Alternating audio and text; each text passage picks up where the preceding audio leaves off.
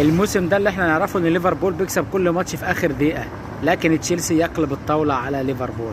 تشيلسي يهزم ليفربول 2-1 في الدقيقة 95 بهدف لاستيفاو.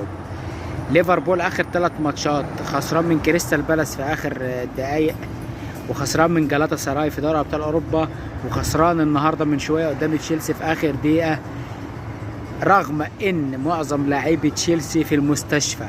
بالمر احسن لاعب ما بيلعبش، المدافعين مصابين، الا ان تشيلسي يكتسح ليفربول. الشوط الاول كان اكتساح من تشيلسي ليفربول، الشوط الثاني دخل ليفربول شويه، ولكن تشيلسي يفوز في الدقيقه 95 بهدف استيفاو. فينك ابو صلاح؟ صلاح الموسم ده زيرو، صلاح لم ياتي، صلاح ليس صلاح الموسم الماضي.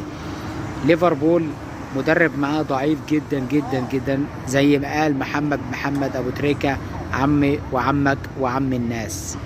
ليفربول ينزل من الصدارة ويعتلي الأرسنال الصدارة. الأرسنال لما كسب 2-0 قبل ليفربول صدر الضغط على ليفربول في ماتش تشيلسي، وليفربول لم يستطع هزيمة تشيلسي رغم إصابات تشيلسي.